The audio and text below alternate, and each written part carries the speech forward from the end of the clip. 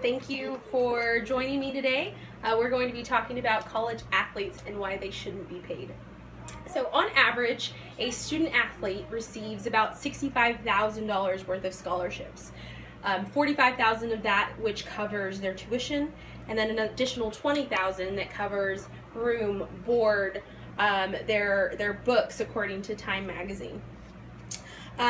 If a student athlete is getting paid, student athletes don't think about what would happen when I get paid. The taxes that would have to come out of that from federal, Social Security, additional fees. At the end of the year, that sum of money that they would be receiving, part of it would be available to the government, whereas a scholarship isn't.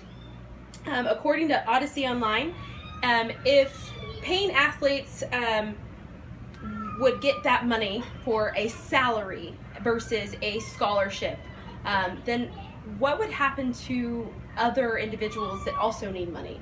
So coaches, for instance, what would happen to their salary if the students needed to get money as well? And what would happen to other students that were attending that school? As a student, and I go in and my tuition is $45,000 a year, and the school has to supplement to pay for the athletes, then what happens to my tuition? It's going to increase.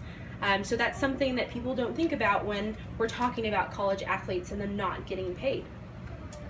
Another thing to look at is that the student athlete in most cases doesn't stay long enough to complete their job. So when I sign a contract with a school or as an employee, then I'm vouching to stay for a set amount of time.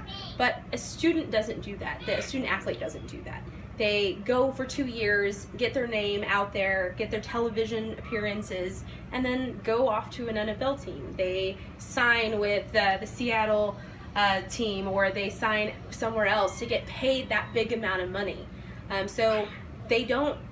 They're taking up spots for other individuals that could have used them at later times that actually need that money.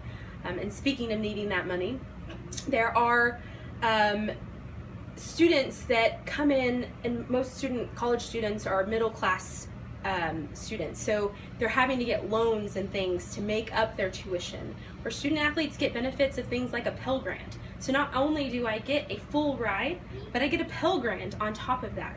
That's usually on average about $5,200 of income that goes directly into their bank accounts because they have a full ride. And on top of that, there is an association for student athlete opportunity funds that comes in and provides student athletes with supplemental insurance. It provides them with a clothing allowance where they get an additional, on average, $200 a year for clothing that I wouldn't get as a normal student. According to Forbes magazine, they posed a question that what happens to a student athlete that plays a less popular sport. So if I played something like tennis or golf, then what would happen to me? Would I get paid as well? Those students get paid work just as hard as someone that plays football or basketball, the more popular sports. There is a Title IX law that says that all male and female sports have to be treated the same. So if I pay one student athlete, I have to pay them all. So that again brings in a question of what happens to a university or an environment of college as a whole.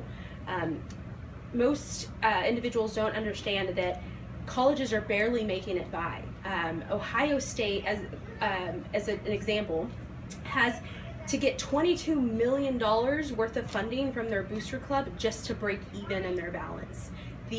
According again to Odyssey, the average college has about $9.4 million in deficit annually just to provide these athletes with the programs, with the new buildings, with the equipment. So they are getting a benefit that a lot of students wouldn't get. And I think the biggest thing here is that they are not a professional. They don't get to get paid because they play a sport in college.